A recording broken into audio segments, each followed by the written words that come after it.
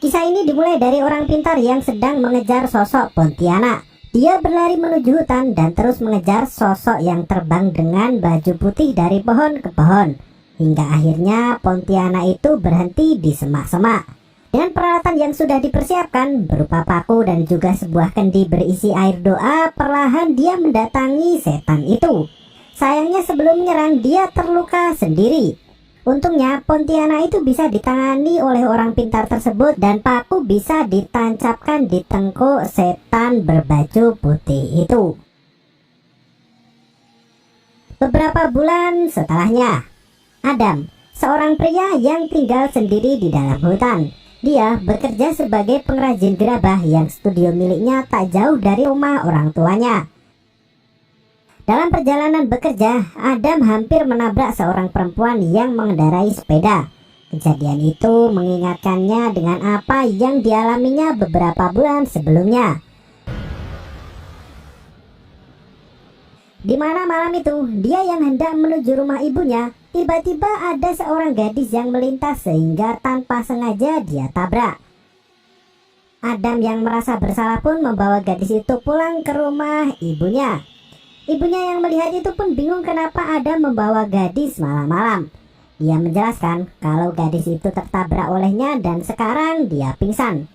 Adiknya yang bernama Suraya menyarankan untuk segera membawa ke rumah sakit. Namun Adam memilih untuk merawatnya terlebih dahulu. Hari berikutnya, gadis itu masih belum sadar diri. Bahkan tukang urut yang dipanggil belum bisa menyadarkan gadis tersebut. Sang tukang urut menyarankan untuk mencari orang yang lebih pintar darinya. Beberapa hari setelahnya, gadis itu pun sadar. Namun dia kebingungan dengan apa yang terjadi.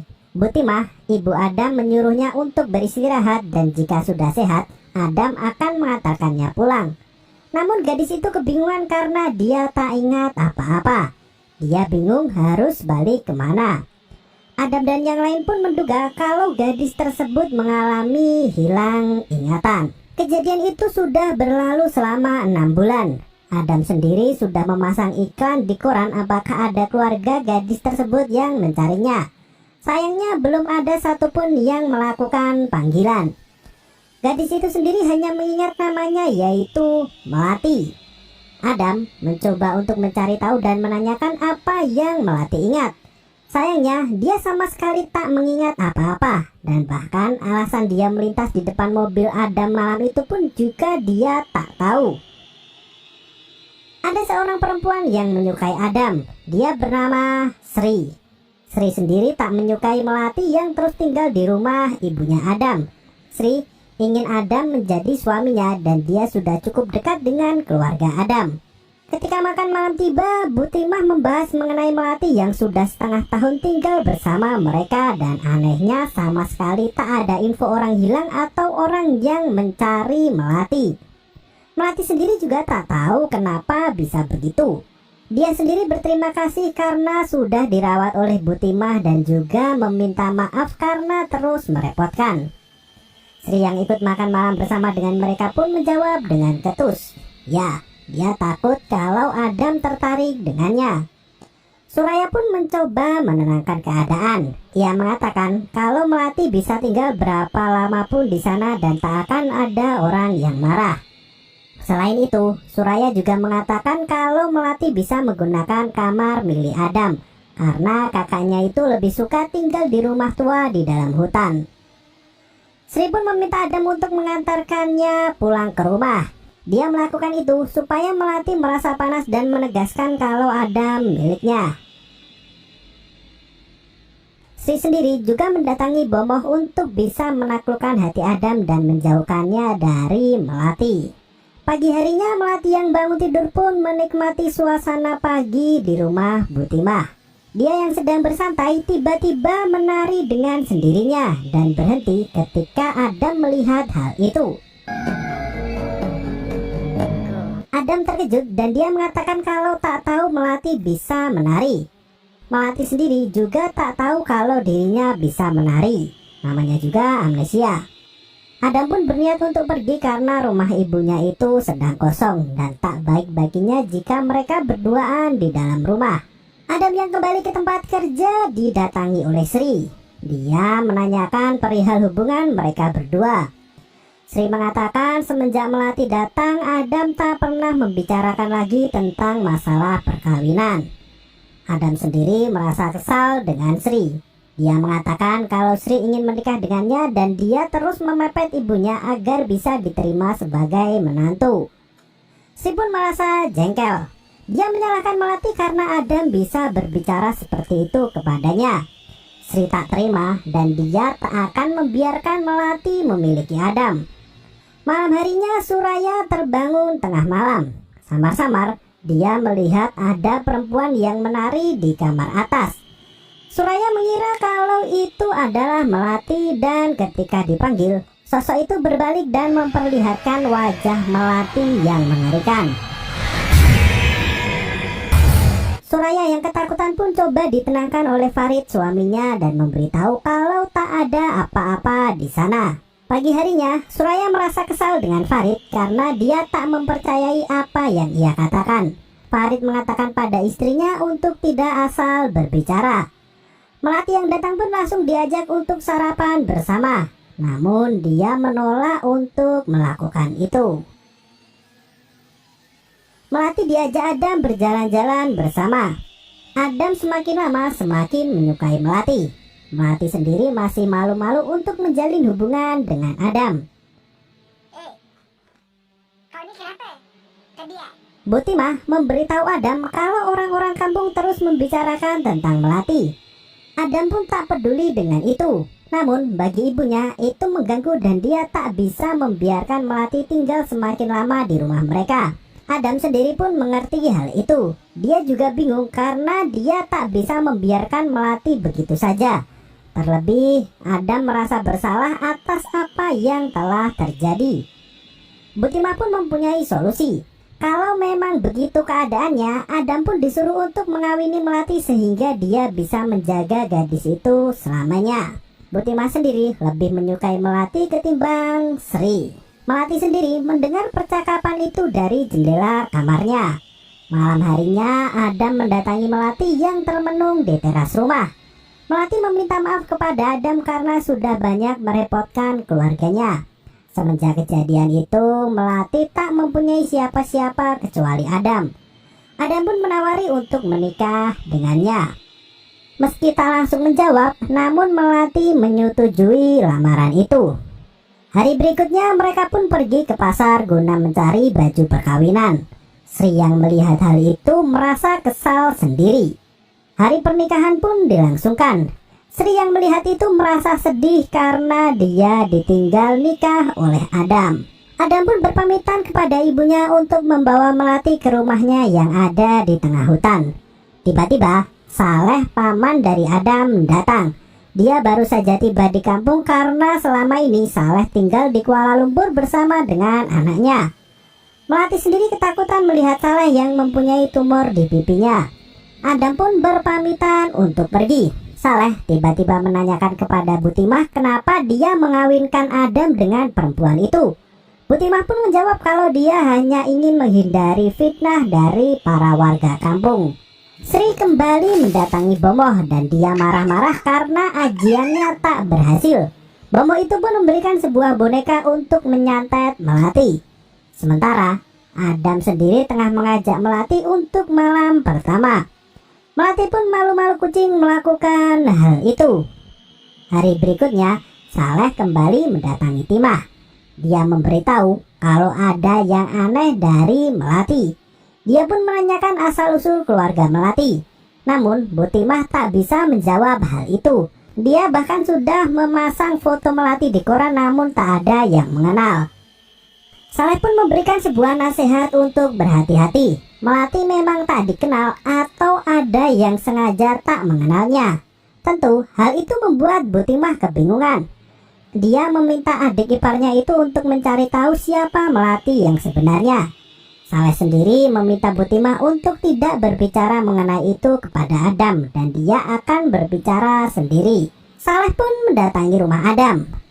Melati yang melihat kedatangan Saleh segera masuk ke dalam rumah.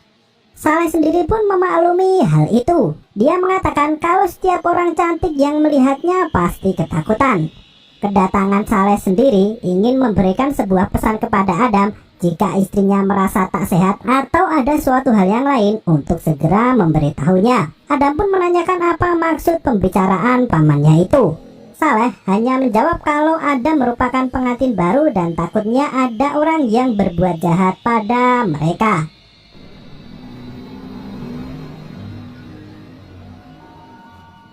Sri kembali mendatangi Adam. Kali ini dia membawakan makanan untuknya. Namun Adam tentu menolak hal itu. Alasannya adalah karena dia sudah mempunyai istri dan menyuruh Sri untuk tidak mengganggunya lagi. Malam harinya Adam bermimpi buruk. Dia melihat istrinya yang berada di ruang tamu dan memegangi kendi hitam yang ada di sana. Namun ketika berbalik, terlihat wajah yang menyenangkan. Adam yang terbangun pun ketakutan melihat Melati yang ikut bangun juga. Malam berikutnya, Adam dan Melati makan di rumah ibunya. Namun, Butimah tak ikut makan bersama. Suraya sendiri masih ketakutan dengan Melati setelah kejadian itu. Dirinya juga tak mau ditinggal berdua dengan kakak iparnya tersebut. Adam pun menanyakan apa yang dibicarakan pamannya pada ibunya. Butimah memberitahu kalau Pak Saleh datang dan mengatakan kalau Melati sepertinya tak sehat. Adam pun setuju dengan hal itu. Dia mengatakan kalau orang yang menyebabkan semua ini adalah Sri. Sri yang cemburu dan berniat untuk mencelakakan keluarganya itu. Butimah memperingatkan anaknya untuk tak berbicara sembarangan. Kalau apa yang dikatakannya tidak benar, maka hal itu akan menjadi sebuah fitnah. Sri sendiri mengamati Adam yang pulang ke rumah dari kejauhan. Adam membuka pintu dan menyuruh Melati untuk masuk. Namun dia kebingungan karena istrinya itu sudah menghilang. Dia pun mencari ke sekeliling rumah dan tak menemukan Melati dimanapun. Adam pun masuk ke dalam rumah dan dia melihat Melati yang sudah tidur di kamar dan kali ini dia merasa merinding. Adam segera berganti baju dan ketika kembali ke dalam kamar, Melati sudah tak ada di sana. Terdengar suara ayunan dari luar rumah.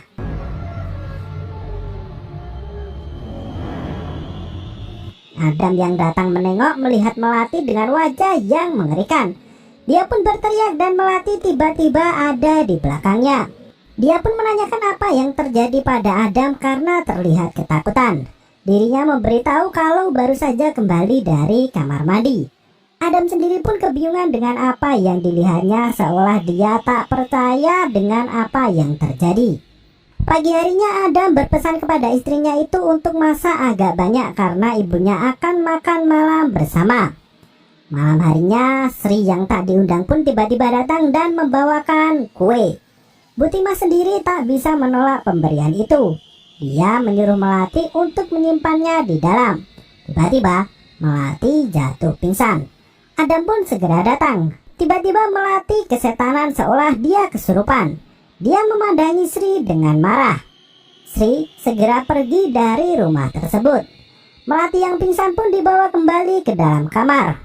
Butimah menyuruh Adam untuk bersabar dengan apa yang terjadi. Assalamualaikum. Farid yang datang setelah pulang kerja pun mengajak istri dan Butimah untuk pulang ke rumah.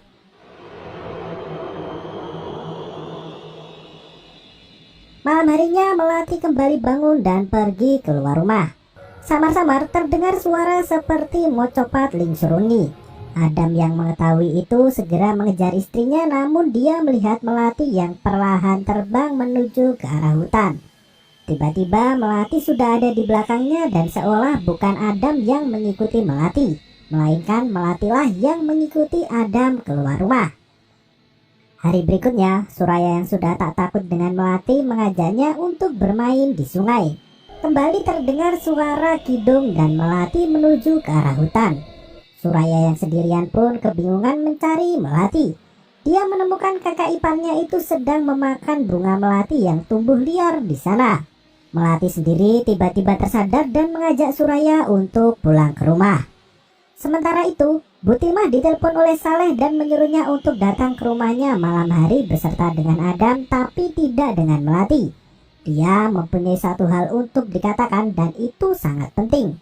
Dia segera menelpon Adam dan mengajaknya untuk ke rumah Pak Saleh. Namun Adam tak mau melakukan itu karena dia sibuk bekerja. Suraya pun mengantar Melati namun tak sampai rumah. Melati sendiri melihat perempuan yang hamil dan sepertinya dia ingin seperti itu juga. Muncul Sri dengan wajah marahnya. Mereka berdua pun saling bertatap satu sama lain dengan pikiran masing-masing. Malam harinya Bu Timah dan Suraya pun mendatangi Saleh. Saleh sendiri pun menanyakan di mana Adam karena tak terlihat. Sementara itu, Adam yang pulang bekerja mendapati istrinya yang berada di luar dan menangis. Dia pun menanyakan apa yang terjadi. Melati pun memberitahu kepada Adam kalau apapun yang terjadi dengannya, dia akan selalu menyayangi Adam. Adam sendiri mengerti keadaan yang terjadi. Dia meminta maaf karena terlalu sibuk akhir-akhir ini dikarenakan banyak orderan yang masuk. Tiba-tiba, Melati datang dari dalam dan itu membuat Adam terkejut. Dia kebingungan dengan siapa barusan dia berbicara. Melati pun menanyakan ada apa dengan Adam karena sikapnya terlihat aneh. Ya Allah, tadi siapa? Saleh sendiri pun menelpon Adam dan memberitahu kalau istrinya bukanlah manusia. Tentu Adam bingung dengan perkataan pamannya itu. Melati pun menanyakan siapa yang menelpon. Dan dijawab kalau itu hanyalah pamannya. Dia pun mengajak istrinya untuk tidur kembali. Sementara itu, Sri berniat untuk menyantet Adam dengan menguburkan boneka yang diberikan oleh Bomo. Namun, tindakannya itu tertangkap basah oleh Saleh yang datang ke rumah Adam. Aku kuburnya. Sri mengakui kalau dia melakukan itu untuk mendapatkan Adam kembali. Bu Timah yang tahu hal itu pun merasa sedih. Adam yang mendengar keributan pun mencoba untuk melihat keluar. Kali ini, di tengkuk leher Melati terlihat paku yang muncul. Adam yang keluar pun segera mendatangi ibunya. Bu Timah memberitahu kalau itu adalah ulah Sri. Namun, Pak Saleh mengatakan kalau bukan hanya Sri saja. Dia memberitahu kalau Melati bukanlah manusia. Tentu Adam marah dan dia menyuruh mereka semua untuk pergi dari rumahnya. Dia tidak ingin rumah tangganya dicampuri urusannya lagi. Adam pun kembali ke dalam rumah. Dia menangis dan bersedih kenapa dia mengalami hal seperti ini. Melati pun datang dan memeluk dari belakang. Adam menanyakan siapa sebenarnya Melati. Belum sempat memberitahu yang sebenarnya, Saleh berteriak dan memberitahu kalau Melati adalah hantu dan jika tak percaya untuk melihat paku yang ada di tengkuk lehernya. Melati sendiri mengatakan kalau dia sangat mencintai Adam dan dia tidak ingin kehilangannya. Adam pun memeluk istrinya itu dan mencabut paku itu darinya. Perlahan Melati berubah menjadi kuntilanak. Makhluk itu pun keluar dari rumah Adam. Pak Saleh memberitahu kalau semua itu bermula dari kakaknya, yaitu ayah Adam. Melati dulunya adalah manusia yang dibunuh ketika melahirkan dan menjadi Pontianak. Suaminya yang terlalu menyayanginya meminta bantuan ayah Adam untuk menjadikan Pontianak itu kembali ke wujud manusia. Sayangnya, ayah Adam mati karena terluka di bagian dada sehingga tuannya diwariskan kepada Adam. Harusnya tuannya adalah suami Melati yang dahulu. Pak Saleh pun menyuruh Melati untuk pergi sebelum dia membinasakannya. Perlahan Pontianak itu terbang menjauh sementara Adam menangisi kepergian istrinya dan apa yang terjadi. Tiba-tiba Pontianak itu mendekat ke Adam dan Adam bangun dari tidurnya. Dia segera mengecek leher istrinya namun tak ada paku di sana. Adam sendiri kebingungan dengan apa yang terjadi. Sementara itu di depan rumahnya ada Pontianak yang sedang main ayunan di bawah pohon. Ya, ceritanya seperti itu. Apakah Melati benar-benar asli Pontianak? Sedikit membingungkan untuk endingnya memang. Intinya seperti itu. Terima kasih.